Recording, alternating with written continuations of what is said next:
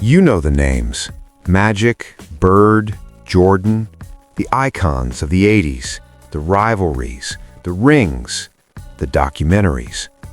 But before some of those legends fully took over the league, there was another name basketball insiders whispered with absolute certainty: Michael Brooks.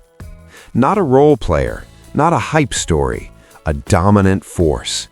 In 1980, he wasn't just good, he was officially the best player in college basketball, the NABC Player of the Year, the captain of Team USA, the man many believed was next in line to define a decade. So why does his name barely come up today? Because sometimes greatness doesn't fade, it gets interrupted. To understand Michael Brooks, you have to start in Philadelphia in the 1970s. This wasn't a soft basketball city. Philly courts were loud, physical, unforgiving. Reputation wasn't built with mixtapes, it was built with bruises. At West Catholic High School, Brooks wasn't just another talented kid. He was 6'7", broad-shouldered, powerful, and already playing with the confidence of a grown man. He dominated the Catholic League, a league known for producing real pros. He controlled the paint, he cleared space with strength, he rebounded through contact, and when he scored, it wasn't flashy, it was forceful. By the time he graduated, he wasn't just respected, he was feared. Instead of heading to a traditional powerhouse, Brooks stayed home and chose LaSalle University. And that decision turned him from a local legend into a national headline. Over 4 years, he put up numbers that still stand tall: 2,628 career points, 1,372 rebounds. Those aren't empty statistics, that's sustained dominance. The offense ran through him every possession. Double teams didn't work, triple teams didn't last. He could hit from mid-range, overpower defenders inside, and rebound in traffic. In 1980, while the basketball world celebrated the rise of Magic Johnson and Larry Bird, the most decorated individual player in college basketball was Michael Brooks. He won the awards, he earned the respect.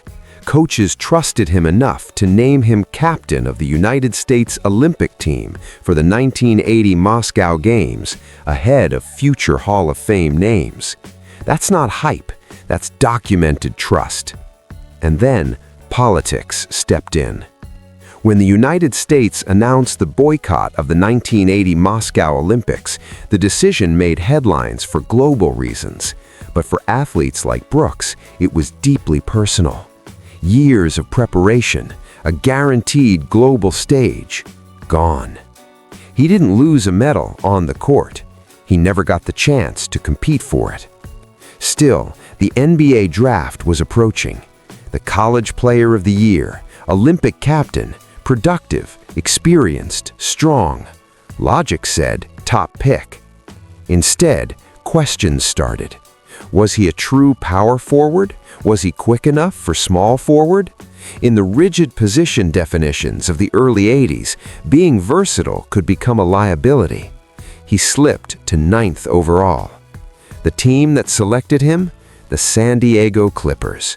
At that time, the franchise struggled with instability and losing seasons.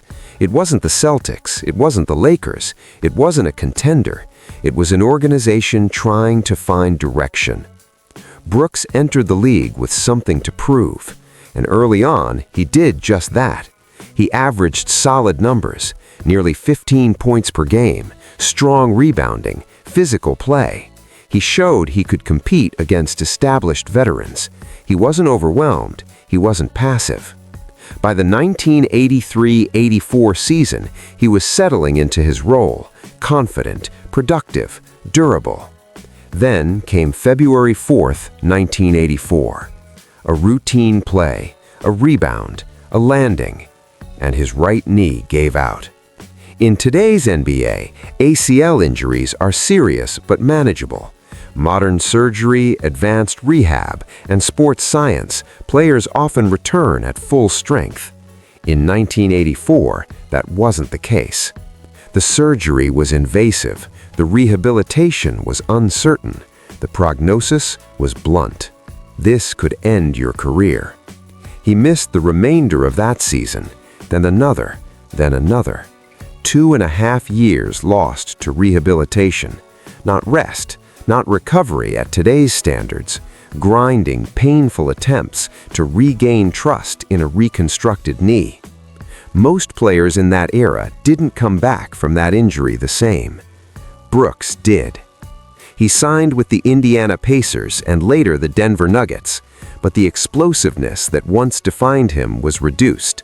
The vertical lift, the quick first step, they weren't the same. He adjusted his game, relied more on positioning, experience, strength, intelligence. But the NBA is unforgiving. If you lose a step, someone younger is ready to take your place. By age 29, his NBA chapter was closing. Instead of retiring quietly, he made a decision that many American players in the late 1980s viewed as exile. He went to Europe. Today, international basketball is respected and global. Back then, it wasn't seen that way in the United States. It was where careers continued out of sight. For Michael Brooks, it became a rebirth. He signed in France with CSP Limoges. Different language, different culture, different expectations. What he found there was opportunity.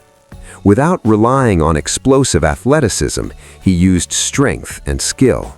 He became a dominant low-post scorer. He became the emotional anchor of the team.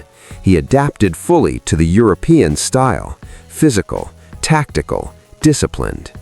In the 1989-90 season, he led Limoges to a French championship.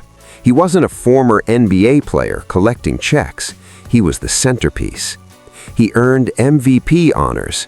His jersey, number 32, would eventually hang in the rafters in Limoges, a permanent reminder of what he meant to that city. While his NBA career never reached the heights once predicted, in France he found respect, stability, and appreciation. He played professionally for nearly 16 years, a remarkable run for someone once told he might never play again. After retiring in the mid-90s, he chose a quiet life. No media tour, no constant spotlight. Eventually, he settled in Switzerland, raising a family, mentoring young players, and living away from headlines. Then, years later, came a new challenge. He was diagnosed with aplastic anemia, a rare and serious blood disorder in which the body stops producing enough new blood cells. For someone who once defined physical strength, it was a cruel diagnosis. It weakened the immune system, reduced oxygen circulation, made even minor infections dangerous. He managed the condition for years with treatment. By 2016, doctors recommended a bone marrow transplant, a high-risk procedure, especially later in life. It was his best chance at long-term survival. He chose to fight. The transplant was performed. Complications followed. During recovery, he suffered a massive stroke. On August 22, 2016, Michael Brooks passed away at 58 years old. His death didn't dominate global headlines, but in Limoges, tributes poured in. In Philadelphia, those who remembered his high school dominance spoke his name with respect. Teammates and coaches remembered his leadership, his discipline, his quiet intensity. So how should history remember him? If you judge by NBA totals alone, the numbers seem modest, but context matters. He was the best college player in America in 1980. He was captain of the U.S. Olympic team. He overcame what was considered a career-ending injury in an era with limited medical advancement. He rebuilt his career overseas and became a champion and MVP. His story isn't about what might have been, it's about adaptation. Not every great talent gets the perfect timing. Not every star lands in the perfect situation. Sometimes a political decision changes everything. Sometimes an injury alters the trajectory. Sometimes opportunity arrives in a different country, in a different language. Michael Brooks never became a household name in the NBA, but he became something else. Proof that identity isn't tied to one league. Proof that careers can be rebuilt. Proof that resilience matters as much as recognition. Magic, Bird, and Jordan defined an era. Michael Brooks reminds us how thin the line can be between legend and lost narrative. Because basketball history isn't just written by champions. It's written by those who kept fighting even when the spotlight moved on.